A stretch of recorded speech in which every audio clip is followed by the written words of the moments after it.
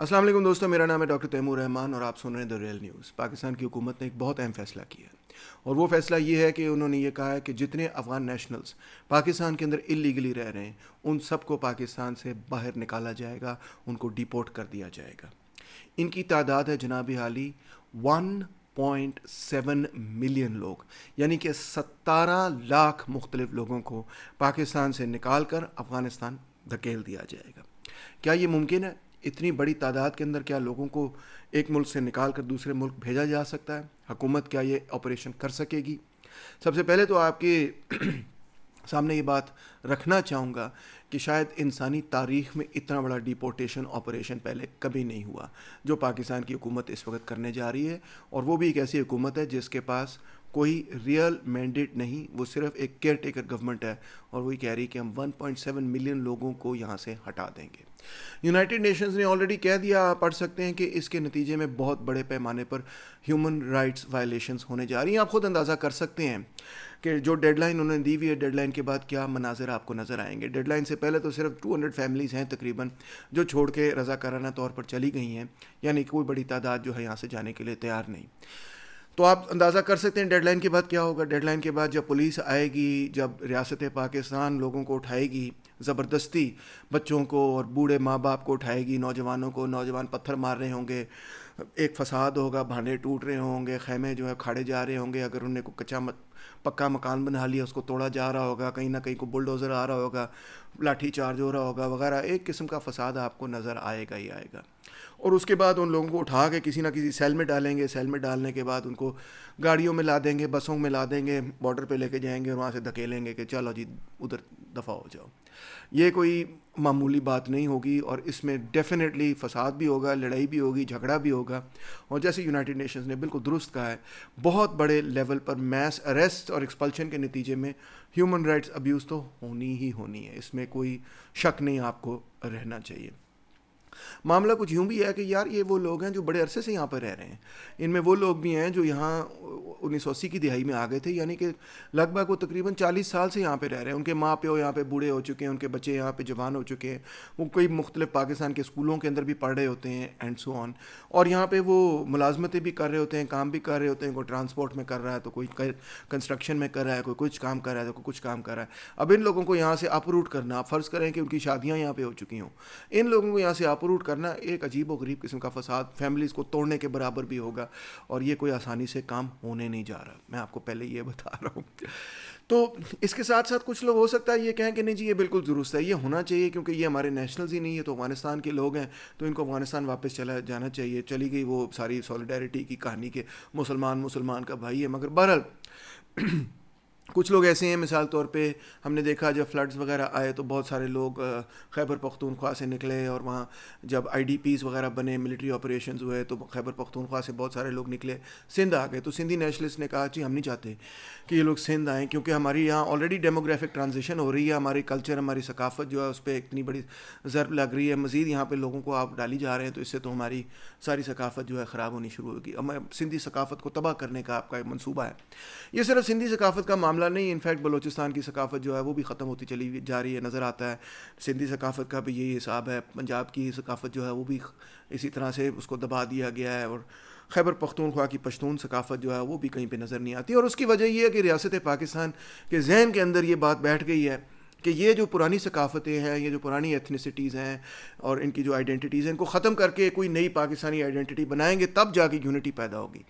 اب یہ ایک بالکل خام خیالی، اور پہلے بھی ہم اپنا ملک اس خام خیالی کی بنیاد پہ توڑ چکے ہیں، بنگلہ دیش ہم سے علیحدہ ہوا، بنگالی ہم سے علیحدہ ہوا، کیونکہ یہ آئیڈینٹیٹیز جو ہیں بہت پرانی، ہزاروں سال پرانی ہیں، اور پاکستان کا اپنا منصوبہ تو 1930 سے لے کے 47 تک کا تھا، یہ بھول جائیں بات کہ محمد بن قاسم نے کو پاکستان کا کانسیپٹ دیکھا تھا، nothing of that sort was happening اور going on at the time.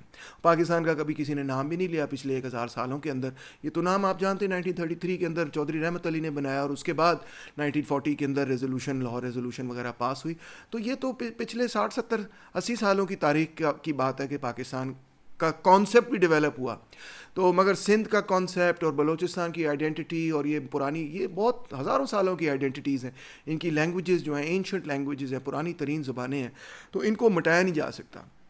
کیا تو یہ جا سکتا تھا کہ ان کی آئیڈینٹیز جو ہیں ان کو ملا کر، مطلب ہے کہ ان کو توڑے بغیر کوئی ایسی identity multi national, multi ethnic, diverse, multi religious even identity بنائی جاتی، مگر پاکستان کے حکمران طبقے کے اندر اتنی عقل کہاں انہوں نے کہاں پاکستان کی اپنی اتنی کو تاریخ پڑھی ہو. انہوں نے بلکہ اس تاریخ کو مسخ کر کے اپنی ایک تاریخ بنانے کی کوشش کی جو کہ ایکسپیریمنٹ آپ کے سامنے ہے، فیل ہو چکا ہے. مگر بہرحال قصہ تو اس وقت افغان ریفیوجیز کے حوالے سے ہے. ان کو نکالنے سے سندھ کی آئیڈینٹی کو نہ تو بہتر ہونے لگی، نہ بلوچستان کی، نہ پنجاب کی، اور نہ خیبر پختونخوا کی، کیونکہ they are not responsible for it. ان کی وجہ سے تھوڑی سندھ کی آئیڈینٹی تباہ و برباد ہوئی ہے، تو پاکستان کی حکومت کی پالیسیز کی وجہ سے ہوئی. دوسری آرگیومنٹ یہ دی جاتی ہے کہ جی ان میں سے بہت سارے لوگ ہیں جو ٹیررزم کرتے ہیں اینڈ سو آن، اور یہ ان کو ہم نکال دیں گے تو ٹیررزم ختم ہو جائے گا. اب جس بندے نے، جس نوجوان نے یہ فیصلہ کر لیا ہے کہ میں نے دہشت گردی کرنی ہے، وہ آپ کے خیال میں اپنی فیملی کے ساتھ رہ رہا ہوتا ہے، وہ آپ کے خیال اپنی بیوی کے ساتھ رہ رہا ہوتا ہے، اپنے بچوں کے ساتھ رہ رہا ہوتا ہے، وہ بچوں کو اسکول لے کے جا رہا ہوتا ہے. نو، آلریڈی وہ اپنی فیملی سے علیحدہ ہو چکے ہوتے ہیں، وہ انڈر گراؤنڈ قسم کی زندگی گزار رہے ہوتے ہیں، ہتھیار وغیرہ کے ساتھ وہ رہ رہے ہوتے ہیں، حکومت ان کو ہنٹ ڈاؤن کر رہی ہوتی ہے اور وہ بھاگ رہے ہوتے ہیں. تو ان کی زندگی بالکل اور قسم کی ہوتی ہے، وہ سیٹلڈ اس طرح نہیں رہتے ہوتے، وہ بڑے انسیٹلڈ قسم کے لوگ ہوتے ہیں، کیونکہ انہوں نے پہلے ہی فیصلہ کر لیا کہ ہم تو ایک مسلح بغاوت کر رہے ہیں. تو جو بندہ مسلح بغاوت کرتا ہے تو وہ پھر اکثر و بیشتر اپنی فیملی سے دور ہو جاتا ہے. تو جن لوگوں کو ہم یہاں سے ڈسپلیس کریں گے یہ ٹیررسٹ نہیں ہیں، 1.7 ملین لوگ ٹیررسٹ نہیں ہیں. انفیکٹ ٹیررزم کو اگر ختم کرنا ہے تو اس کے اور طریقے ہیں اور ان کو ڈپلوائے کرنا چاہیے، ان کو امپلوائے کرنا چاہیے. سب سے پہلے تو اس کے لیے آپ کو اچھی انٹیلیجنس کی ضرورت ہے کہ کون ٹیررسٹ ہے اور کہاں پہ ایڈ کر رہا ہے اور کیا نہیں کر رہا ہے. انٹیلیجنس جو ہے وہ نمبر 1 چیز ہے اگر آپ نے ٹیررزم کو اپروٹ کرنا ہے. مگر پوری کی پوری پاپولیشن کو آپ نکال دیں تو اسے ٹیررزم ختم ہو جائے گا؟ ہرگز ختم نہیں ہوگا. ٹیررزم کی بنیادی وجہ یہ ہے سرکار کے 1980 کی دہائی سے ہم نے جو ہے نا ایک مخصوص قسم کا نظریہ پڑھا ہے ان دا نیم آف اسلام. مذہب کے نام پر ہم نے وہ پڑھا ہے جس کو میں کہتا ہوں اسلامک فنڈامنٹلزم. آپ کو اس کو مذہبی انتہا پسندی کہہ لیں، ایکسٹریمزم کہہ لیں، جو بھی نام دینا چاہتے ہیں وہ آپ نام دے لیں. مگر وہ ہم بچپن سے پڑھائی جا رہے ہیں اور وہ ہمارے عقیدے کا حصہ بن چکا ہے. ہم سمجھتے ہیں کہ یہی اسلام ہے، بس یہی ہمارا اسلام ہے اور اس کا دفاع بہت ہی ضروری ہے. اور جتنا زیادہ ہم اس کا دفاع کرتے ہیں اور جتنا زیادہ ہم اس کو پڑھاتے جاتے ہیں اور جتنا زیادہ اس کو ہم پھیلاتے چلے جاتے ہیں، اس کے نتیجے ہم دیکھتے ہیں کہ پاکستان پہلے سے اور زیادہ جو ہے اس کے اندر تشدد بڑھتا چلا جاتا ہے. حتیٰ کہ اب یہ بھی حالات بن چکے ہیں کہ اگر کوئی عید میلاد النبی منا رہا ہے تو وہ بھی اس کی بھی جان خطرے میں ہو جاتی ہے. پاکستان کے اندر کوئی شیعہ ہے تو اس کی جان صرف اس وجہ سے خطرے میں ہو جاتی ہے کیونکہ وہ شیعہ ہے. کوئی احمدی ہے تو اس کا سوشل بائیکاٹ تو لازمی پاکستان کے اندر ہو ہی رہا ہے. آپ جانتے ہیں وہ نوکریاں نہیں لے سکتے، حکومتی سرکاری نوکریاں، ایڈوائزر وغیرہ نہیں بن سکتے. کوئی ہندو ہے یا سکھ ہے تو اس کو بھی پریشان ہے کہ ٹھیک ہے میں اپنی کمیونٹی میں تو سیف ہوں، مگر اگر میں نے کوئی بہت زیادہ بات کی تو ہو سکتا ہے کہ ریئیکشن نہ آ جائے، ہو سکتا ہے میرے خلاف کوئی معاملہ نہ بگڑ جائے وغیرہ وغیرہ. اگر آپ کو یقین نہیں آتا تو جڑاوالا دیکھ لیں کیا معاملہ ہے. جڑاوالا کا واقعہ دیکھ لیں کہ بھئی کس طرح سے کرسچنس کی عبادت گاہیں ان کے گھر تباہ کیے. انفیکٹ ایون جو ان کے گریو یارڈ سے وہاں سے مردہ لوگوں کو اکھاڑنا شروع کر دیا لوگوں نے. اور یہ عام لوگ ہیں، یہ کوئی خاص لوگ نہیں ہیں، یہ کوئی پشتون نہیں تھے، یہ کوئی افغان ریفیوجیز نہیں تھے، یہ پاکستان کی دھرتی کے لوگ ہیں، یہاں کے لوگ ہیں جن کو پڑھایا گیا بار بار. مولوی نے ان کو یہ پڑھایا ہے، ریاست نے ان کو یہ پڑھایا ہے، اسکولوں میں ان کو یہ سبق ملا ہے، ایون میڈیا پہ ان کو یہ سبق ملا ہے. ہر طرف سے ان کو، پالیٹیشنز بھی ہر وقت یہی لگے رہتے ہیں، ہر طرف سے ان کو یہ سبق ملا. کبھی ان کو رواداری کا سبق نہیں ملا ہوگا. ان کو یہ نہیں کہا ہوگا کہ بھائی جان دوسرے لوگ جو ہیں وہ بھی انسان ہیں اور ہم نے ان کو تباہ و برباد نہیں کرنا، ان کے ریلیجن کو ختم نہیں کرنا، ہم نے پیس اینڈ ٹالرنس میں رہنا ہے. ان سے گفتگو ہو سکتی ہے، ان سے بات چیت ہو سکتی ہے، ان سے بھی ہم سیکھ سکتے ہیں. کبھی ان کو یہ سبق نہیں شاید سکھایا ہوگا کہ جو اینشنٹ گولڈن پیریڈ ہے اسلام کا، اس کے اندر اسلام نے صرف عربوں سے تھوڑی سیکھا. عرب کے پاس تو کوئی دنیاوی تعلیم تھی نہیں، وہ تو سب سے بیکورڈ تھے دنیا کے اندر. اگر انہوں نے سائنس سیکھی تو انہوں نے گریک سے سیکھی، پھر فلسفہ سیکھا تو انہوں نے گریک سے سیکھا، اگر لاء سیکھا تو انہوں نے رومن سے سیکھا، اگر انہوں نے میتھمیٹکس سیکھی تو انہوں نے انڈیا سے سیکھی، اگر انہوں نے پیپر میکنگ سیکھی اور نئی ٹیکنالوجی سیکھی تو انہوں نے چین سے سیکھی، انہوں نے دنیا سے سیکھا. اور اسی طرح یورپ کے اندر دیکھ لیں کہ یورپ نے جب اپنی رینیسانس کی اور اس کے بعد ان کی ترقی شروع ہوئی تو انہوں نے مسلمانوں سے کتنا سیکھا. آج بھی اگر یورپ کو کہیں پہ نظر آیا کہ انڈیا میں یار یہ چیز بڑی زبردست کر رہے ہیں، یار یہ ڈانس بڑا مزیدار کر رہے ہیں، یہ گیت بڑا اچھا گا رہے ہیں، یہ راگ ان کا بڑا اچھا ہے، یہ موسیقی ان کی بڑی اچھی ہے، پاکستان میں نصرت فتح علی خان بڑا اچھا گاتا ہے، صوفی کلام بڑا زبردست ہے، وہ فوراً اس کو لیتے ہیں، اس کو ٹرانسلیٹ کرتے ہیں، اپنے کلچر کا حصہ بنا لیتے ہیں اس کو. اور ہم کیا کرتے ہیں، ہم کہتے ہیں ہمارے اپنے کلچر کے اندر، اپنے ملک کے اندر اگر کوئی مختلف طرح سے سوچتا ہے، اگر اس کا کوئی مختلف کلچر ہے، اگر اس کا کوئی مختلف مذہب ہے، اگر اس کی کوئی مختلف ثقافت ہے، تو ہماری کوشش یہ ہوتی ہے کہ اس کو ختم کر دیا جائے اور اس کی جگہ کوئی ہسٹوریکل قسم کی نئی ثقافت کیا کھڑی کر دی جائے جس کی بنیاد پہ ہم سمجھتے ہیں ہم سارے اکٹھے ہو جائیں گے. ایسے کوئی اکٹھا ہوتا ہے کبھی؟ ایسے کوئی نیشنز نے ترقی کی کبھی؟ اگر ہمارے حکمران طبقے نے کبھی پڑھا ہوتا ہے تاریخ کو تو شاید ان کو یہ عقل ہوتی، مگر انہوں نے کہاں تاریخ پڑھی. تو بہرحال سرکار یہ بات ہے کہ اس سارے ایکسپیریمنٹ کے اندر دیکھیں آپ کہ ہم اپنے آپ کو کس طرح سے مزید اور برباد کرنے کی طرف جا رہے ہیں. شاید کچھ لوگوں کا یہ خیال ہے کہ جی ان کو افغان نیشنلز کو نکال دیں گے تو پی ٹی ایم کے اندر سے ہوا نکل جائے گی, ان کے اندر سے پھونک نکل جائے گی. مگر کیونکہ اسٹیبلشمنٹ تو بڑے عرصے سے کہہ رہی ہے کہ جی پی ٹی ایم کے اندر تو جو لوگ جاتے ہیں وہ سارے افغان نیشنلز ہوتے ہیں. مگر میں آپ کو یہ بتانا چاہتا ہوں کہ ہاں افغان نیشنلز جاتے ہوں گے پی ٹی ایم کے جلسے کے اندر, ڈیفینیٹلی جاتے ہیں, کئی دفعہ افغان جھنڈے بھی وہاں پہ نظر آ جاتے ہیں آپ کو. مگر بیسکلی پی ٹی ایم کیوں پیدا ہوئی؟ پی ٹی ایم کوئی انڈیا کی فنڈنگ سے پیدا ہوئی؟ پی ٹی ایم جو ہے وہ کوئی موساد کی فنڈنگ سے پیدا ہوئی؟ پی ٹی ایم را کی فنڈنگ سے پیدا ہوئی؟ کے جی بی کی فنڈنگ سے پیدا ہوئی؟ کے جی بی تو خیر اب ہے نہیں. سی آئی کے فنڈنگ سے آف کورس ناٹ بھائی, کیا یار کوئی عقل کو ہاتھ مارو.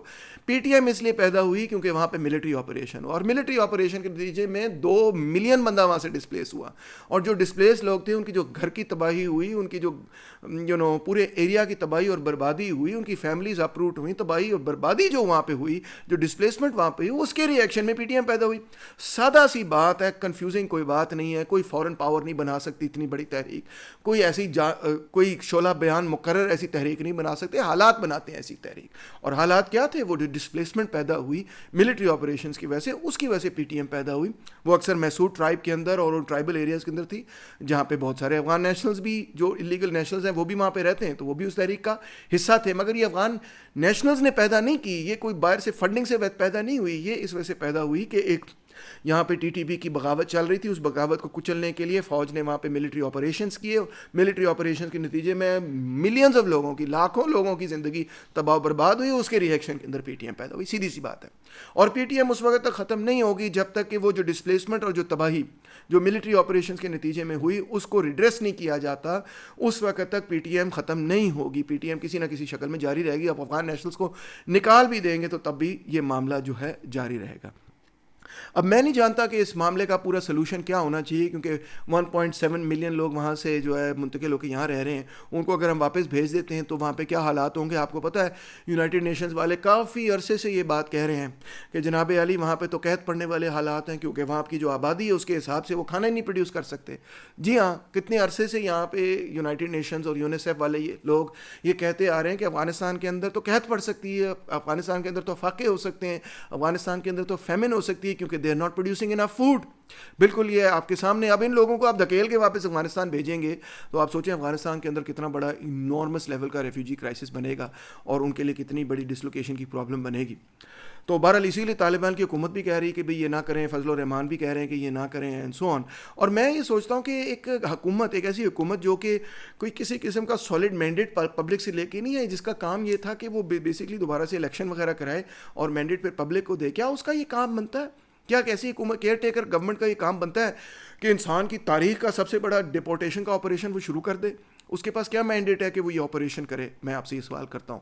تو میرا خیال ہے کہ ان کے پاس تو مینڈیٹ نہیں تھا. کیئر ٹیکر گورنمنٹ تھی. کیئر ٹیکر گورنمنٹ کو وہ کام کرنا چاہیے جو کہ کیئر ٹیکر گورنمنٹ کو کرنا چاہیے, اور وہ کام یہی ہے کہ جی وہ فوراً الیکشن کروائیں اور ریپرزینٹیٹیوز, الیکٹڈ ریپرزینٹیٹیوز آف پیپل کو اختیارات منتقل کریں. بس ان کا اتنا کام ہے. یہ کام نہیں ہے کہ وہ بیٹھ کے جو ہے ڈسکوز کی پرائیویٹائزیشن شروع کر دیں.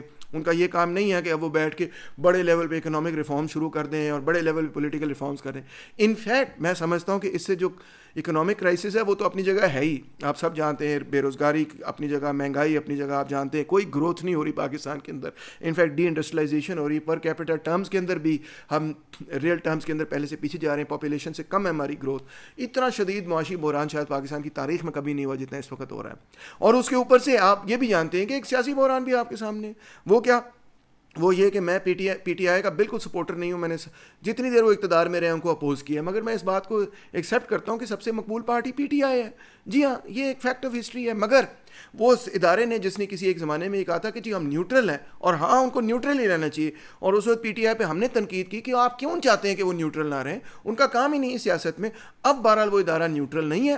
اب اس ادارے نے یہ فیصلہ کیا کہ ہم فلانی پارٹی کو جو تن کے رکھ دیں گے, اس کو ہم ختم کر دیں گے, اور یہ ہمارا مشن بن گیا, اور اس مشن پہ وہ گامزن ہے اور ان کو کوئی ان سے ہٹا نہیں سکتا اس مشن سے. وہ کہتے ہیں بس پی ٹی آئی کو ہم نے جو ہے نا ان کا بوری بستر ہم نے ختم کر کے ہی چھوڑنا ہے, اور وہ آپ کو نظر آ رہا ہے. اس سے پہلے کیا معاملہ تھا؟ اس سے پہلے معاملہ یہ تھا کہ انہوں نے کہا تھا کہ پی ایم ایل این کا بوری بستر ہم نے ختم کرنا ہی کرنا ہے, ہم نے ان کو نہیں چھوڑنا وغیرہ وغیرہ. اور اس وقت پی ٹی آئی جو تھی وہ فیورٹ بوائز تھے, اور پی ایم ایل این والے جو تھے وہ آؤٹ آف فیور تھے. اب الٹ ہو گیا, میوزیکل چیئرز ریورس ہو گئی. اور آپ دیکھ لینا آئندہ پھر یہ ریورس ہو جائے گا. ہاں جی یہ پھر ریورس ہو جائے گا, کیونکہ جتنی دیر میں نے کم سے کم ہوش سنبھالی ہے تو میں تو یہی دیکھ رہا ہوں کہ اسی طرح ریورس جو ہے گھومتا رہتا. کبھی کوئی آ جاتا ہے, پھر اس کے بعد دوسرا آ جاتا ہے, پھر اس کے بعد تیسرا آ جاتا ہے, اور اسے پہلے بھی اگر آپ تاریخ پڑھ لیں گے تو آپ کو یہی نظر آئے گا کہ یہ گھومتا رہے گا. اسٹیبلشمنٹ کے ایک دن ایک فیوریٹ ہوتے ہیں, اگلے دن دوسرے کوئی اور فیوریٹ ہوتے ہیں. ڈپینڈ کرتا ہے کہ اسٹیبلشمنٹ کے اپنے کیا عزائم ہیں, مفادات ہیں, معاملات ہیں, اس وقت کے امپیریٹیوز ہیں, اس وقت کے گولز ہیں, مشن کیا ہے, وہ کس طرح سوچ رہی ہے. تو انہوں نے تو اپنی نیوٹرلٹی چھوڑ دی. اور جو چارٹر آف ڈیموکریسیز کی سو کالڈ پارٹیز تھیں جنہوں نے کہا جی ہم جمہوریت کریں گے, democracy is the best revenge, وہ سب کچھ بھول گئے. چارٹر آف ڈیموکریسی میں کیا لکھا ہے؟ چارٹر آف ڈیموکریسی میں کیا یہ لکھا تھا کہ اسٹیبلشمنٹ کا ساتھ دے کے اپنے سیاسی مخالفین کو تن دیں آپ؟ یہ تو کہیں نہیں لکھا تھا. بلکہ چارٹر آف ڈیموکریسی تو بینظیر بھٹو نے بنایا ہی اس مقصد کے لیے تھا کہ جناب عالی ہم آئندہ کبھی یہ مسٹیک نہیں کریں گے کہ ہم اسٹیبلشمنٹ کے ساتھ مل کے ان کے کندھے سے بندوق چلا کے تو اپنے سیاسی مخالفین کو ختم کریں گے, بلکہ ہم اسٹیبلشمنٹ کو پالیٹکس سے باہر رکھیں گے. وہ سب چیزیں وہ بھول گئے, ان کو کوئی اس چیز کی خبر نہیں. اور پی ٹی آئی کے خلاف ایسا ان کو غصہ چڑھا ہوا ہے کہ وہ اب بالکل ان کو نظر ہی نہیں آ رہی. ایسے وہ اپرچونسٹ ہو گئے اس معاملے پہ کہ چارٹر ڈیموکریسی وہ بھول گئے. ویسے وہ سارا اتحاد پی ڈی ایم چارٹر ڈیموکریسی پہ کھڑا ہے, مگر چارٹر ڈیموکریسی ان کو اب پتہ ہی نہیں کہ کیا چیز تھی کیا چیز نہیں تھی, کیونکہ اس میں تو خاص صاف یہ لکھا ہے کہ بھی اسٹیبلشمنٹ کی مدد سے آپ اپنی سیاسی مخالفین کو نہیں ہرائیں گے. مگر انہوں نے فیصلہ کیا کہ ہاں ہم آپس میں اسٹیبلشمنٹ کو ایک دوسرے کے خلاف استعمال نہیں کریں گے, مگر پی ٹی آئی کے خلاف استعمال کرنا جو ہے وہ لیجیٹمیٹ ہے. کتنی ایڈیوٹک قسم کی بات ہے, کتنی ریڈیکولس قسم کی بات ہے. ان کو اسٹینڈ لینا چاہیے اور ان کو بھی یہ کہنا چاہیے کہ جی ہم پی ٹی آئی کی مخالفت کرتے ہیں, مگر ہم سیاسی میدان میں آگے ان کی مخالفت کریں گے اور سیاسی میدان میں ان کو شکست دیں گے اور ثابت کریں گے کہ عمران خان جو ہے وہ غلط کر رہا ہے اور جو بھی ہے اور ہمارا مشن وغیرہ بہتر ہے. مگر اس طرح اسٹیبلشمنٹ کا ساتھ لے کے ایک سیاسی پارٹی کو ختم کرنے کا جو پہلے نتیجہ نکلا ہے وہی نتیجہ آج بھی نکلے گا, اور وہ نتیجہ یہ ہے کہ پاکستان کے اندر سویلین سیٹ اپ جو ہے وہ کمزور ہوگا اور جو اسٹیبلشمنٹ ہے وہ تگڑی ہوگی. آپ سمجھ رہے ہیں کہ اس سے جمہوریت جو ہے وہ مضبوط ہو جائے گی؟ قطعی طور پہ نہیں. اس سے جمہوریت جو ہے مزید کمزور ہوئی ہے اور مزید کمزور ہوتی چلی جائے گی. اور انفیکٹ شہباز شریف صاحب نے تو کھلت دعوت دے دی. آپ جانتے ہیں جو انہوں نے کمیٹی وغیرہ بنائی ہے کہ اکنامک میٹرز کو مینیج کرنا ہے, اس کے اندر فوج جو ہے وہ پوری شامل کر دی. عمران خان پہ کل کو یہ تنقید کرتے تھے کہ جی فوج کو کیوں شامل کر رہے ہیں آپ اکنامک میٹرز میں, اس سے بڑھ کے انہوں نے جو ہے وہ فوج کو شامل کر لیا. تو یہ ایک پولیٹیکل لیجیٹمیسی کا کرائسس کے اوپر سے یہ اور اکنامک کرائسس کے اوپر سے آپ 1.7 ملین لوگوں کو جو ہے یہاں سے بے دخل کرنے کا ایک آپریشن اٹھا لیا, آپ نے ذمہ داری اٹھا لی ہے. Oh my God, it's going to be a huge disaster. تو میں ابھی سے یہ کہہ رہا ہوں کہ یہ ان کو اس طرح سے نہیں سوچنا چاہیے تھا, یہ نہیں کرنا چاہیے تھا. انفیکٹ اگر یہ کرنا ہی ہے تو اس کو لانگ فیز میں کرنے کی ضرورت تھی. اس کو پورا 1 سال 2-3 سال دے کے جو ہے نا آہستہ آہستہ لوگوں کو ریلوکیٹ کرتے تو پھر بھی شاید کوئی میں کہتا کہ ہاں this makes a little bit of sense at least. مگر جس طرح سے یہ کرنے جائیں گے, اگر یہ زور لگائیں گے, اگر ڈنڈا لگائیں گے اور فوری لوگوں کو باہر نکالنے کی کوشش کریں گے تو بہت بڑے پیمانے پہ ہیومینیٹیرین کرائسس پیدا کریں گے اور اپنے لیے پولیٹیکل کرائسس بھی پیدا کریں گے. اور کوئی پتہ نہیں ان میں سے ہی نوجوان جو ہیں کل کو کہیں کہ جی ہمیں تو اتنی بے دردی سے پاکستان کی اسٹیبلشمنٹ نے نکالا تو ہم تو جو ہے وہ ٹیررزم اور ٹی ٹی پی اور اس طرح کی چیزوں کو جوائن کریں گے. اپنے پیر پہ کلاڑی مارنے کے لیے جا رہے ہیں. میرا تو یہ خیال ہے, آپ کا کیا خیال ہے؟ آپ بھی اپنی رائے کا اظہار کریں. Thank you very much.